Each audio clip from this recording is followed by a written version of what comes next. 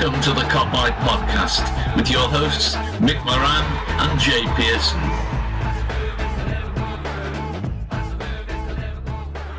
Hello everyone and welcome back to another episode of the Expert View on the Kopite podcast. I'm Mick Moran as usual and joined once again by Jay Pearson. Welcome Jay.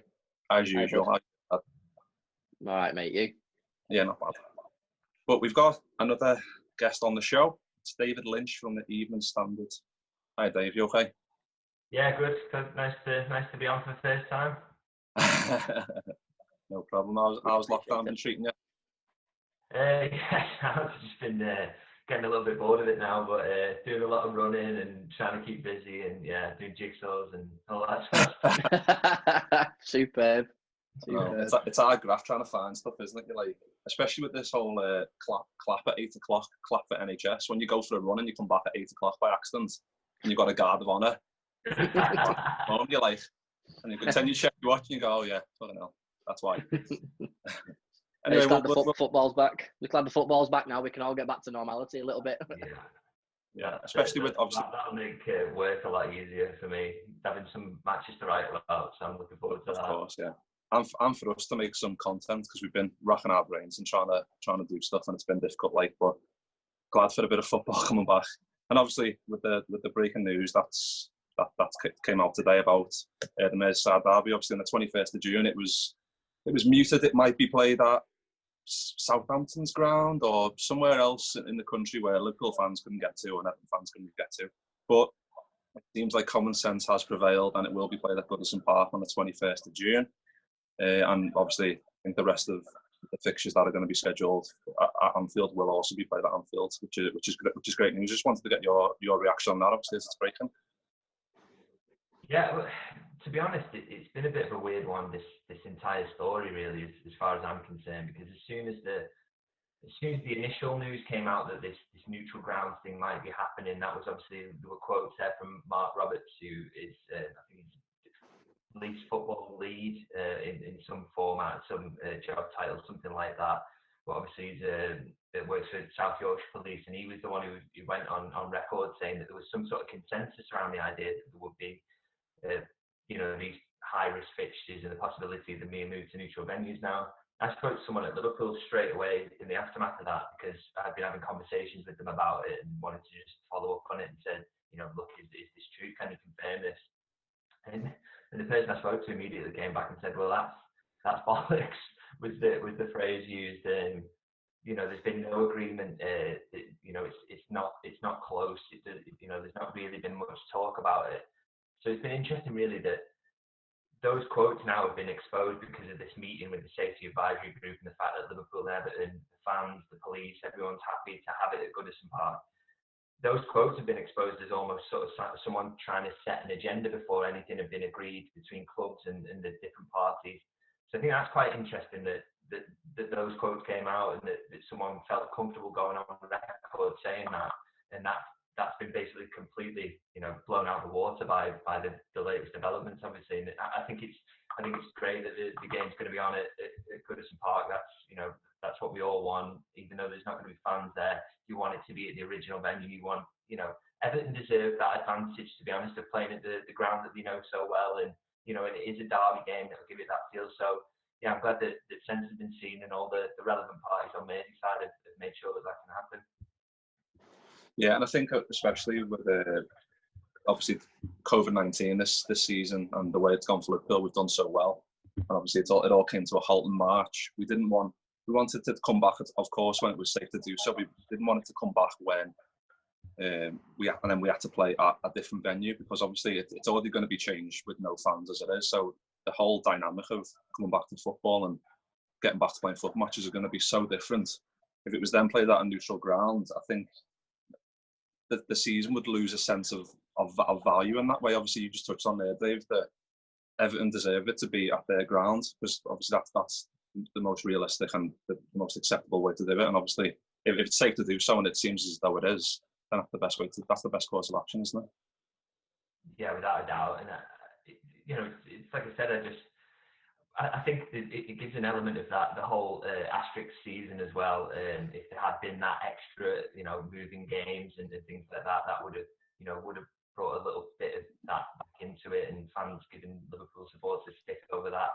So yeah, I'm just glad it's been avoided, and yeah, it just makes you question why it was so strongly reported initially, or why those quotes are about, why what was even said that we were close to some consensus on there being neutral venues. It just seems a little bit of a funny one to me. Yeah, Jay, what are your thoughts on the matter? Happy with the common sense prevailing?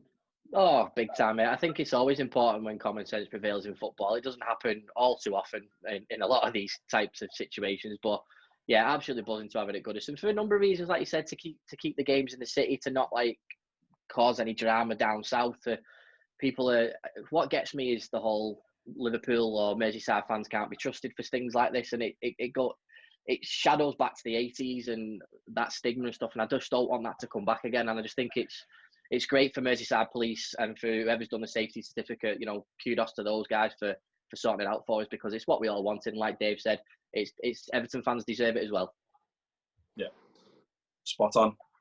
Anyway, we'll crack on with, obviously there's been a lot of talk about a certain German striker. Obviously, it seemed like the worst kept secret in the world. Obviously, the talk from Timo Werner himself, he'd done an interview with Jan Fjortoft, I think, and he said about how he wanted to join Jurgen Klopp, how Jurgen Klopp's the best manager in the world, Liverpool the best club in the world. Jurgen Klopp apparently had video chats with him on Zoom, probably having a little chat with him. I don't know what went on there, but it came to fruition that he looks like he's going to be joining Chelsea. So we won't talk about that one too much. Obviously, we all want them. I think the general consensus is I think he would have been a great fit for this club, and I think obviously with the whole COVID-19 thing, we're a business at the end of the day. We can't just be splashing money that we don't have. So in that respect, you've got to put your common sense head on and just get on with it, basically. But I just wanted to get your thoughts, Dave, on obviously some of the squad players we've got, and what you cover Liverpool for the Evening Standard. I just wanted to get your thoughts on some of the squad players that we've got, and obviously it was confirmed. Was it yesterday? I'm losing track of days. It was, wasn't it? Adam Lallana is obviously he signed that mini extension to the end of the season, which I think, well, majority of Liverpool fans are very happy. So a small minority who are literally fuming because they hate his guts. I don't know why. It's a mad one. God knows. But yeah, he signed that mini extension, and it was also confirmed that he would leave once the season's concluded. I just wanted to get your thoughts, Dave, on who you think that the destination for Adam Lallana. Do you think it will be? Obviously, it's highly muted. He'll be going to Leicester and joining up with his former manager, Brendan Rodgers. Obviously, Brendan Rodgers signed him for Liverpool. Do you think that's the most likely destination for him? Yeah, it seems sensible, doesn't it? It's you wouldn't have to take a massive hit in terms of his sporting ambitions. Leicester look like they're going to be in the Champions League next season. It's under a manager he knows, and a manager who knows his strengths, and obviously signing for Liverpool. So I think that would be a really, really good move for him. Leicester are side on the up at the moment. They're absolutely flying. I've been so impressed by them this season. So I think it represents a good move for him, an opportunity to stay in the Premier League, stay in England, and stay playing at a really high level. So yeah, I think it makes sense. Yeah. Your thoughts, Jay, on Lallana leaving? Oh, mate, again, I just feel so sorry for him, because he was such a mainstay of Klopp's early days. He was probably arguably the first name on the team sheet, and he's been one of them players where we signed him we were so excited about him when he joined in, I think it was the summer of 2014. And he did play really well for us, and it obviously just hampered by injuries, and it just seems that Liverpool have that stigma sometimes when they sign a really good player and he gets hampered by injuries. It just doesn't work out for him. There's been loads down the years, but I've got nothing but praise for Adam Lallana. I think he's been a fantastic servant for the club, and I will be sorry to see him go, because I really like him. Because when he comes on, he's got the energy, he's got the passion, he's great. He's a great guy to have around the dressing room and the training ground. Be sad to see him go, but at the end of the day, his chances have been limited, and a lad like that needs to flourish, and he will flourish wherever he goes. Yeah, I mean, I think he's just recently turned 32, I think. So I think the time is obviously come. He spent 6 years at the club, obviously, 178 games, 22 goals, 21 assists. Obviously, you think of the winner against Norwich in that 5-4 game. That'll always be in my memory as one of the craziest games. Obviously, the whole celebration where he jumps on Klopp's back and Klopp loses his glasses and Cole jumping on everyone. Yeah, it was that. And then obviously this season as well, earlier in the season when we went to Old Trafford and we were 1-0 down, and he pops up with an equaliser. We spoke about it, Jay, on podcast in reaction to that. If we lose that game at Old Trafford, who knows what this season would have became. Obviously, Yeah. I think we still would have went on to obviously hopefully win the title as we're going to. But I think it might have made the season a bit more difficult because I think who knows what would happen. We might have lost a bit of momentum. You just don't know. And obviously, he popped up with that equaliser. That was literally. I think I watched it with UJ, and we were just literally made up that we got that point there. So I think he won't go down as a legend, obviously, because of obviously his injury problems that he's had. But in terms of a squad player and playing for the team and always making the right decisions in order for the best of the team, I think he'll go down as a great player. Obviously, you say there, Dave, he's going to be moving on to probably Leicester. Just wanted to get your thoughts on Nathaniel Clyne. I read something he's been training at the club's academy on his own. Obviously, he's 29 now, which is he should be in his prime. It's a weird one. Obviously, he went out on loan last year, and obviously in his early days at Liverpool, he was very, very good for us, and I think he could still do a good job for the Premier League team. What are your thoughts on his future?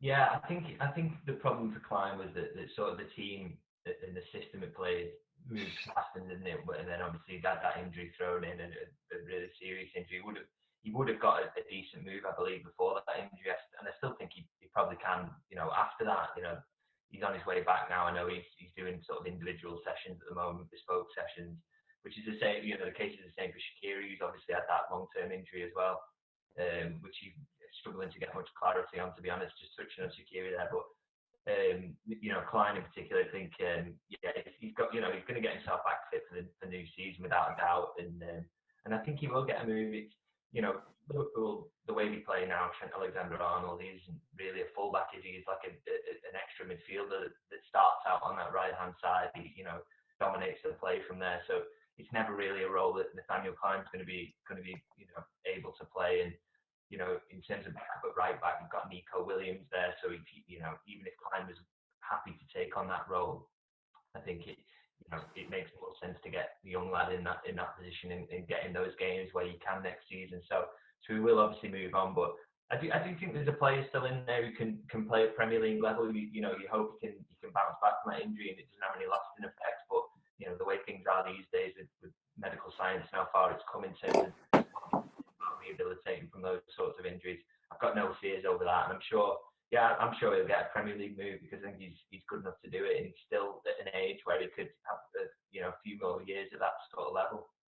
Yeah, definitely. And obviously, you touched on there, Dave, as well, Xherdan Shaqiri. Obviously, he's 29 in October. Only played six times this season, which obviously trying to get some clarity on why that is, and obviously the injury problems he's had there. But I think the time he's had at Liverpool, if he does leave, has also been great. Like, and similar to Lallana, obviously a lot of injuries, but there's been a lot of quality there. You look at a couple of goals against Man United to get Jose Mourinho sacked. You've got the 5-2 against Everton when I think all Liverpool fans were majorly shocked when that lineup got posted and there was no Salah and no Salah and no Firmino. And obviously you look at the Barcelona comeback as well. But Newcastle have reported to be interested. Obviously, they're in a bit of transition as well. Apparently, with a new takeover. Do you think Newcastle will be the likely destination for him? Well, it's obviously interesting. They're so reliant on what happens with this takeover in terms of what transfers they can do. I mean, it was the Shaqiri thing. It was sort of unusual that in January he spoke to a few people at Liverpool and was sort of quite open about the fact that at the end of the season he's going to leave. Even this was at a point where his injury problem hadn't gone on for quite as long, and the idea was that quite a few European clubs were looking at him. I know Roma were very interested. Sevilla were another one, and Liverpool at that point said, well, if we get a bid of around 30 million euros in the summer, we're happy to let him go. We know he's had a reduced role over even in his first season at Liverpool. Didn't start an awful lot of games, even though he made a decent impact. So they were happy to move him on. But the problem is now is obviously coronavirus has changed what that market looks like. So Liverpool don't know exactly what they can probably ask for. They're in the dark over that. So I still do expect he'll move on. I'm sure he'll want to go and play more regular football elsewhere, and he's getting into that point in his career where he needs to make the most of it. But saying where he'll go or even how much Liverpool can raise through selling him.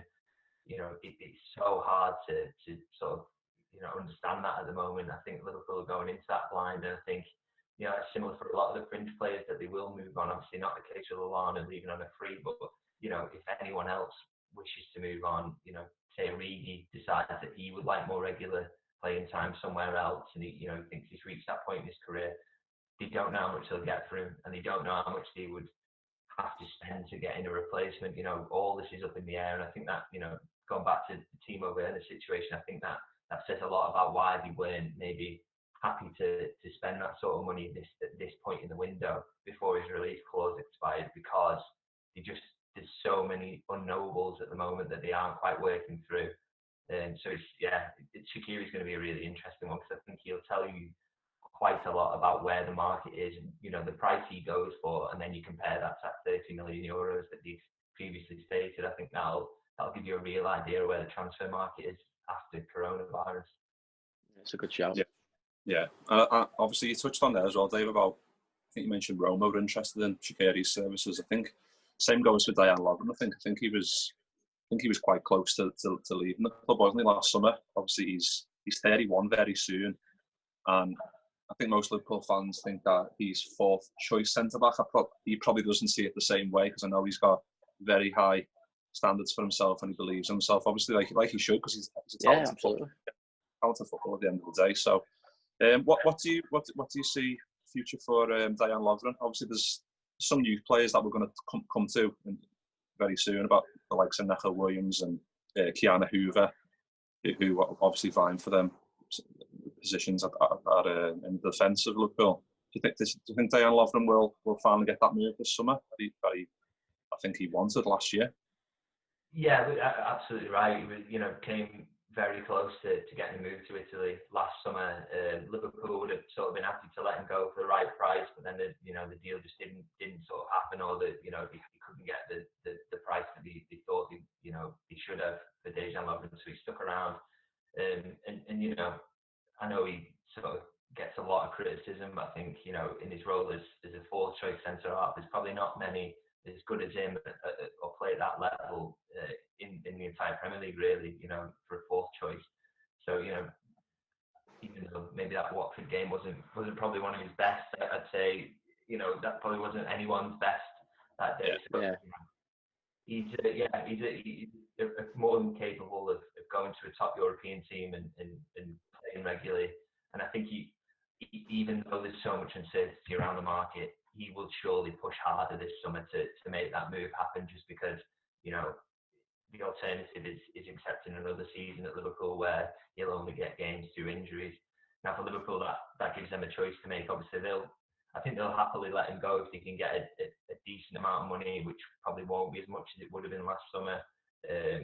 But again, it forces them into decisions around what they do then about who is the fourth choice centre half and whether they do dip into the market because they don't think a Hoover's ready or something like that. So some big decisions to make around that position as much as you say about letting Shaqiri go. I think Lovren's another one. I think he will push hard to go.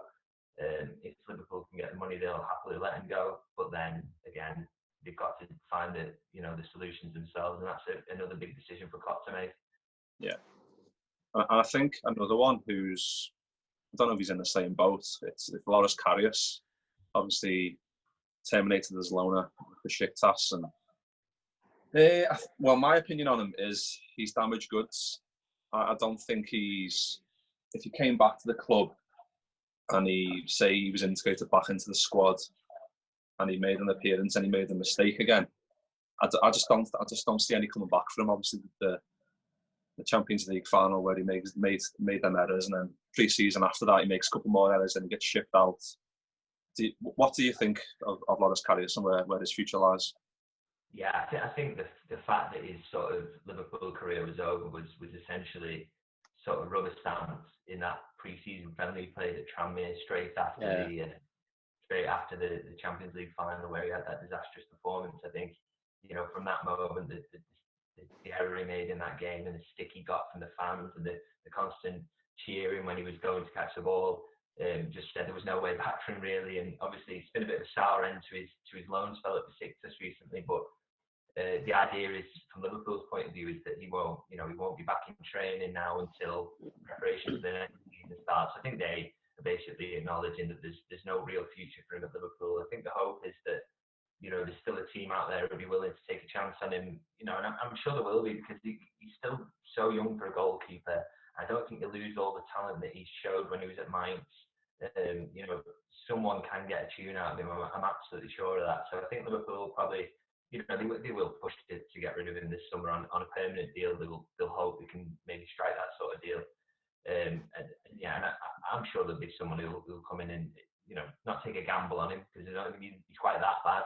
But they'll take the risk and the baggage that comes with it, and maybe take him off to a quieter league where there's a bit less focus on him. And I think he's got the tools to bounce back. Yeah, definitely right.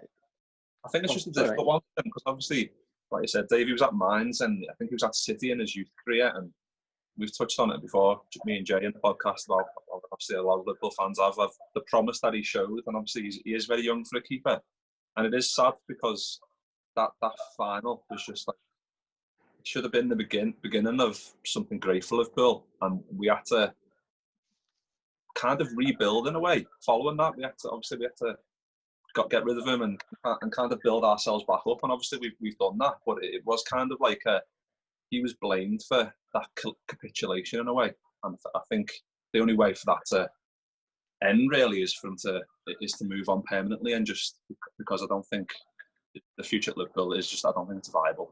No, there's too much pressure. There's way too much pressure. You make a mistake at Liverpool, it's 10 times bigger than making a mistake at any other club, because that's just the matter of fact. As soon as he makes one mistake at Liverpool, he'll just that's it, it's done. But he can make a mistake at another club now, because he's got that sort of fresh start of he's not playing for Liverpool. But it'll be 10 times worse if he does it in a Liverpool shirt. And Dave's right. Just thanks very much, mate. On you go, and we'll find another backup. Yeah, spot on.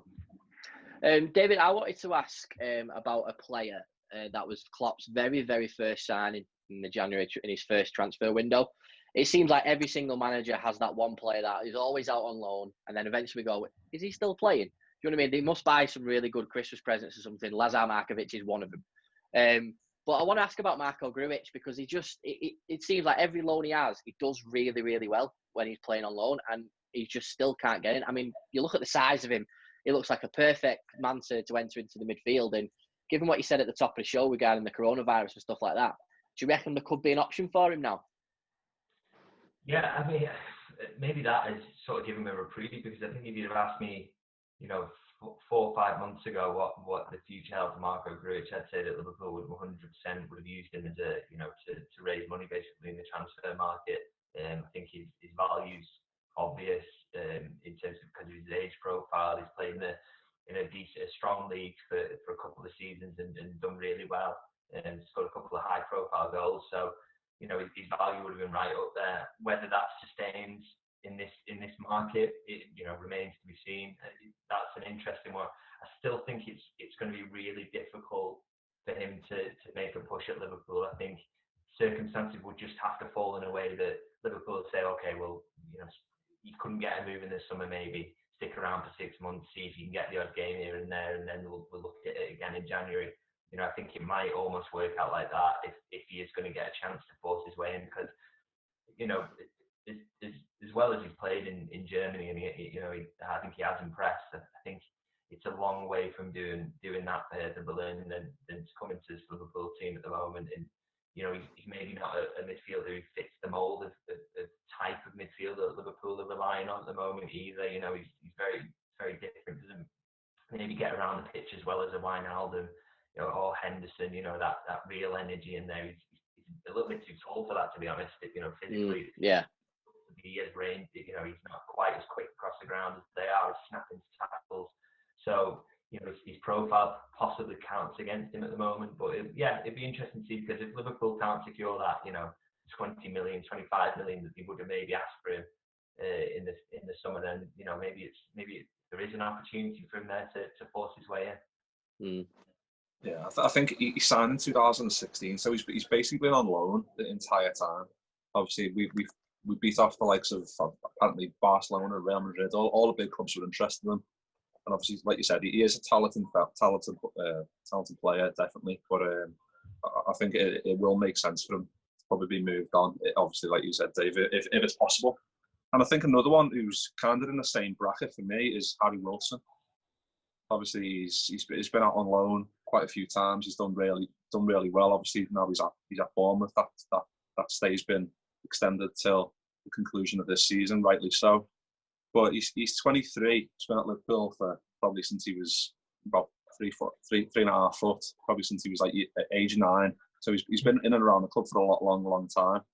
And obviously, for me, I feel like he's probably just broke through it at the wrong time, because obviously he's 23 now. He should start. He really should have started to kick on in terms of his Liverpool career. And obviously he's now doing that at Bournemouth and showing how good he is. Obviously, you look at the free kicks he scored and the free kick against Man City recently, and general play. He can play on the wing if need be. He can play in a midfield 3. But what do you think of Harry Wilson's future, and what if it does it lie at Liverpool? Yeah, again, he's probably another one in a very similar position to Grujic, in that I think Liverpool would have maybe said to him now, look, you're 23, your chances of breaking in here, on a regular basis are fairly slim. Maybe time for a permanent move. Again, it's one of those, if you can't get the right money for him at the moment, I'm not sure they'll just completely push him aside, but it's part of that is up to what the player wants to do. Does he want to try his hand at staying there at Liverpool for a few months and seeing if he can get a game here and there? I don't think that would probably do him any good. I think he would probably be better finding a permanent home where he can, really kick on. Maybe that could be Bournemouth. Seems to have settled in really nicely there and is doing a good job. But the standard Liverpool is setting at the moment just makes it so difficult to get into. I think one of the other things possibly counting against him is the fact that you look at Harvey Elliott, is a similar profile, and yet he's 17. He's already had some first team minutes.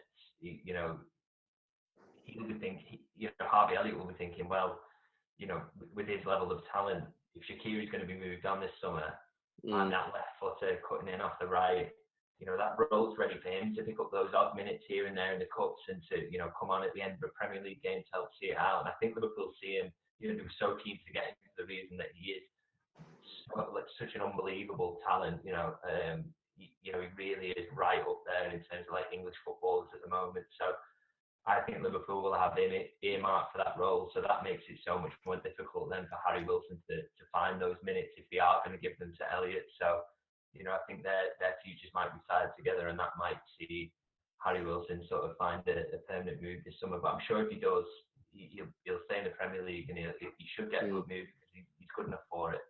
Yeah. And obviously, like you touched on there, Harvey Elliott, we all know how talented he is when he picks the ball up. You expect something to happen, and for a 17-year-old to have that effect on a team and on a fan base is special.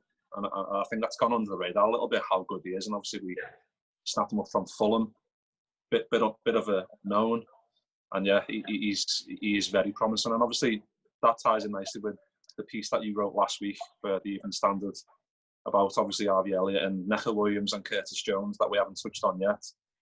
And basically the piece was about how these 3 players could save Liverpool millions in the transfer market. Obviously, it was an excellent read to read through, and obviously going off maybe some potential outgoings like the likes of Lallana and like you touched on there, Harry Wilson and Grujic. Those 3 must be licking the lips, mustn't he? Thinking this is the perfect time now to strike and to get into this team. And obviously, they're all definitely got enough quality. We've seen it in the cup games. How just confident on the ball. Like there's no fear, is there? Like Harvey Elliott and Curtis Jones, Neco Williams. I'd put Keanu Hoover in there as well, maybe, for just how excited I am to see them and how good they could be for this club. Do you think that they'll obviously be forcing their way into Klopp's plans more prominently this season? Yeah, I think there's a real possibility that the coronavirus and the financial impact of that actually works in the favour of these young players. And alongside that, it's not just that opportunity there, and the fact that they've also got a manager who's willing to trust youth and will throw them in when he gets the opportunity. But beyond that, I actually think these you know, we can at times fall into the trap of overhyping young players and saying, you know, this and this player will make it into the first team, I'm sure of it. But like genuinely believe that this current crop of academy players is probably you know, it's probably unfair to call Elliot an academy player, I suppose. Seems he took him from Fulham, but you get my point. But that current crop of young players is probably the most talented I've seen in the last years and years, you know, decade. It possibly goes further back than that. The three of those players to be coming through at the same time, and to all have such an obvious chance of making an impact at first team level. Like, when was the last time that happened, that a bunch came through like that? You know, Liverpool very, very not fortunate. They've, you know, it's a lot of hard work at academy levels gone into getting these players together. But they've definitely, those three, you know, Nico Williams, there's absolutely nothing to say that he can't play a backup role to Trent next season. He 100% looks ready, you know, getting the games in the cups, to coming in if Trent's injured in the Premier League. Curtis Jones, another one. He's got the confidence and the ability, understands the system, to maybe get the odd chance on that left-hand side, you know, particularly again in the cups, you should feature in them. And then, like I said, Harvey Elliott, Shaqiri's role there just seems ready-made for him to come in and pick up those minutes. So for all three of them to not only have the ability, the confidence, the personality to do it, but also the opportunities clearly there for them. So I think this is a perfect storm coming together for them to make an impact, maybe not a major impact next season, but an impact that will, you know, put them on the first team map and set them up to go forward and be really big players for Liverpool. That's what I mean, and it's trying to strike that fine balance between attracting, being at the top of the Premier League and winning everything, signing players who are going to improve, promoting players from the youth. You can't do it all. I think there's obviously the age of Twitter and people just going out, ins and outs, Werner, Havertz, Mbappe on loan, whatever, just crazy stuff like that.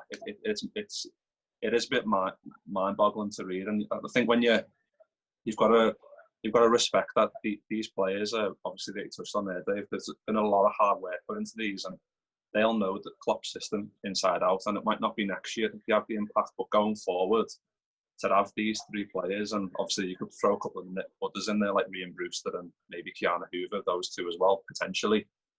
Those players need time to play, and I think it could be a blessing in disguise, really, that if we don't sign anyone. Obviously, I think last year we only signed Adrian and Minamino, who were ready for first team football, and people want signings. I understand that, but sometimes you've just got to let the youth take over. And I understand it's not as extravagant as signing Timo Werner for 50 million euros and spending crazy money on players, but I think in terms of that, it is very exciting time for Liverpool and their youth products, isn't it?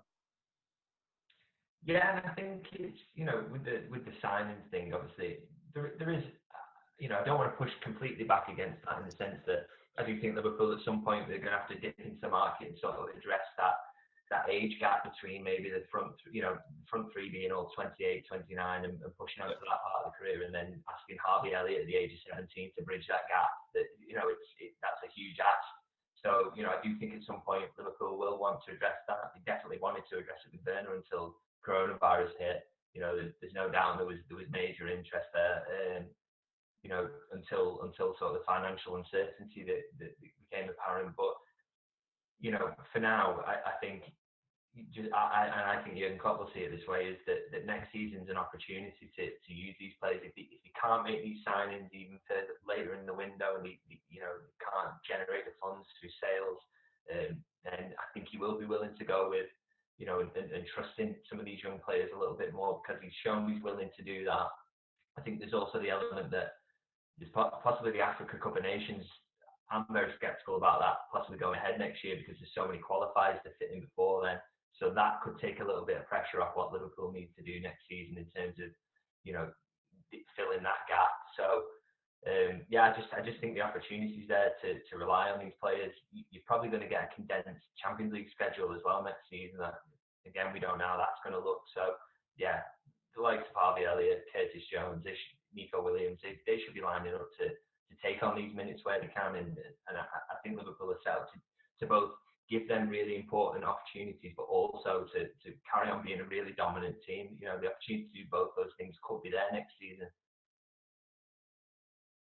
I think if you hit the nail on the head, mate, with that, because people have got to stop moaning regarding the whole Timo Werner incident, because people don't understand that it's still a business at the end of the day. We've got a business to run, and they're losing revenue every single day. And if you ran your own business and your shop was closed for 3 months, you wouldn't be able to buy your kids the new holiday, the stuff that they want, and you'd struggle for money yourself. So that's what people got to remember, and it is eye opening. I just thought that Liverpool can capitalise on it, because we're coming to an era now where we, you know, touch wood, we're going to be Premier League champions, champions of the world, champions of Europe.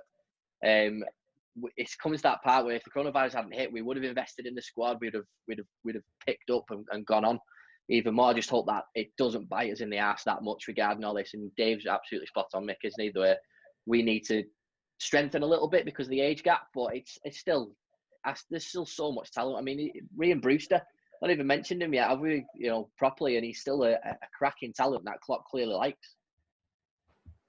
Yeah, very, very much so. And I think you know, further to what you're saying there about transfers, I do think you would like to think that if you know, you really can't get around it this summer and you can't make those signings, that by next summer there'll be a clearer idea of what the financial picture looks like, and then you will address that gap. But like you said, yeah, Ryan Brewster's another one who might even benefit next season from that not happening this summer.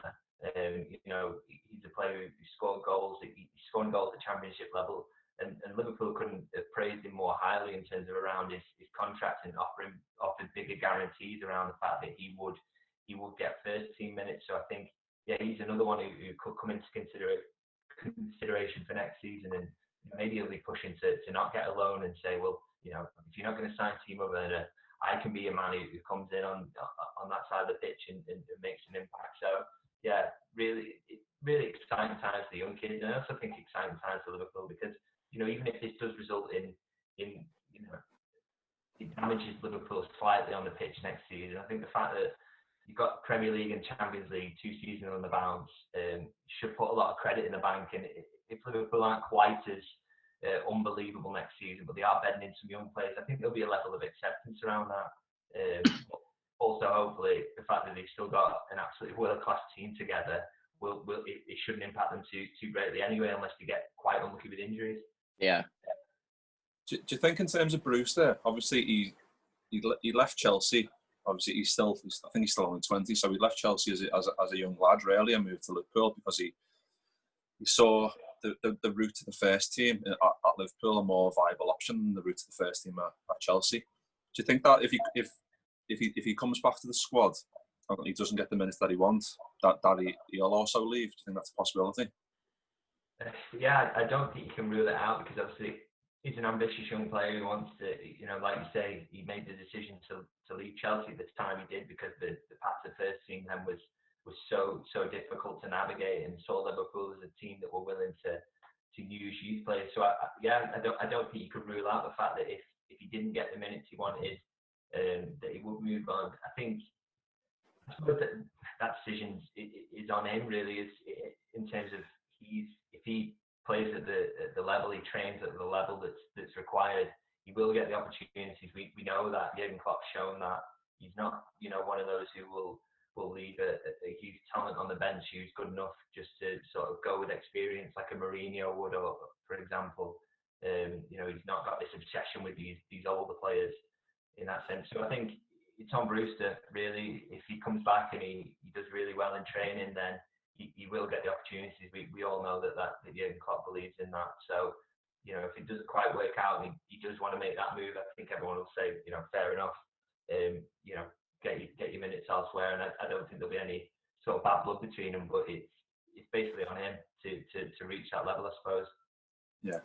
And in terms of if all we've touched on there, if all those players leave, I don't know if obviously the players we touched on, the likes of Williams, Jones, and Elliott, and Hoover, and Brewster, if the likes of Shaqiri, Wilson, Grujic, and all of the ones we touched on all leave, do you think Klopp will make a reactive signing to kind of counterbalance that? Do you think it is all dependent upon if all want to leave and all have the wish to leave, that he'll make one signing maybe to to shore up the squad, so to speak? Yeah, I think so. I mean, you ask people at Liverpool about, and I speak to them regularly, and sort of the message coming out at the moment, and as it was for the last couple of months, really, was that, oh no, we're not really going to make any signings now.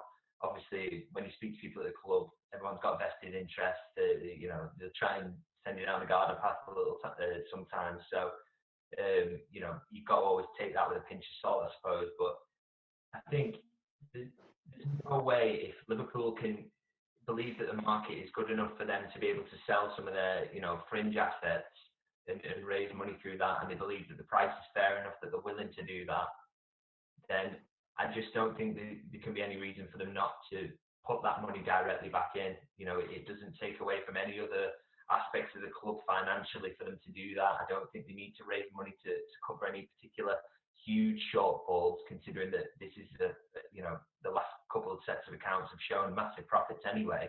I know that's been reinvested in terms of contracts and things like that, but I don't think Liverpool are in a situation where you need to start selling these fringe players just to balance the books. I don't think things are quite that bad. So if you can raise a decent amount of funds through those sales, then I think the possibility should be there for them to make an extra little signing. It might not be Timo Werner at 200 grand a week, as we've seen he's going to Chelsea for 50 million. But maybe a young forward who you think could come in and maybe cover that gap between Harvey Elliott making the grade and maybe and losing your Shaqiri as a backup option to your front three, or maybe they see a young cover at left back for Andy Robertson. I know obviously a couple of summers ago they were quite interested in Lloyd Kelly, who ended up going to Bournemouth from Bristol City. Some of that profile still definitely needed. I think Liverpool see that. So if the opportunity to do that comes up and they can raise a decent amount of funds who sound like to Reed, and I think the possibility to do that is definitely there. Yeah, and I think since obviously the whole Timo Werner fiasco has happened, I've seen a lot more about Philippe Coutinho, because people are talking about players on loan. Is this another load of shit, Dave? Because I imagine it is. It's I don't know if he's burned his bridges, so to speak, in the move to Barcelona, but I think he splits opinion, doesn't he? He's a bit like Marmite. I think people are like, well, he's got quality, come back and do a job. And then there's, well, no, he's left. Obviously, Klopp loved him when he was at the club. Is that an even remotely possible link in this year and maybe next year? I'm going to say no. I don't think it's a case of burnt bridges, like you say. I don't think there's any real bad blood between Coutinho and Klopp, or Coutinho and the rest of the squad, or anything like that. I just think it's more, this gets brushed over constantly, is that Liverpool have massively improved since he left. Unbelievable. You've got so much better. I don't see how you get him in the team without sort of massively disrupting its defensive structure as well, which is something that doesn't get really talked about. Obviously, Van Dijk coming in is widely credited with Liverpool becoming a more solid team, and obviously played a massive part in that. He's unbelievable in terms of organising that defence and then his own defensive quality. But I do think that not having the problem of trying to fit Philippe Coutinho in has been quite helpful for Jurgen Klopp, because when he had that Fab Four, he had to sort of find a way to get Coutinho in, and whether that was on the left-hand side and not maybe giving as much cover to the fullback, or whether it was in the centre and then your midfield being a lot less compact. I think Coutinho not being there has done a massive favour for Liverpool. So the idea that you would sign him back, and as good a footballer as he is, and still is an unbelievable footballer, just to give yourself another headache. I don't think that's what Liverpool need at the moment. So, if you were going to make a big money signing at some point, I'm pretty sure it won't be Coutinho. Yeah. Good. That's what I mean. I would, if the option was there, I'd be like, yeah, fair enough. If he wants to be in the squad, he is literally, the quality he's got there is unbelievable. But then Jay's on the obviously on the opposite side there. He's like no chance. So I think it's and that's not that. I'm not saying that from he left. I'm not, I'm not being like a 9-year-old in the school playground. He left. I've fallen out with him type thing. It's just what Dave said. He just doesn't fit anymore. Yeah. He's just going to throw out the balance. And Dave's absolutely spot on. We've got so much better since he's left, and I just think the Coutinho era of what he did and that Coutinho, the way that the team fit around him, has now moved on from that. And now it's 11 players playing for themselves. Now we don't have one linchpin and everyone fitting around. It's all about 11 players on the pitch now, not about number one. So good luck to him, whatever he does. But yeah, nice one, mate. Bye-bye. Yeah. Well, yeah, Dave, that's pretty much the end of the show. But I could have spent 3 hours going through every single player and what you thought of what's the favourite pasta and whatever else. But yeah, we'll leave that for another time. So make sure you drop a like. Make sure you drop a like on the video. Subscribe to the channel if you like the stuff we've been throwing out recently. Throw some comments down below about who you want to leave, who you want to join. Don't say Werner, and we'll see. And we'll see you next time. Thanks again, Dave. Thanks, Dave.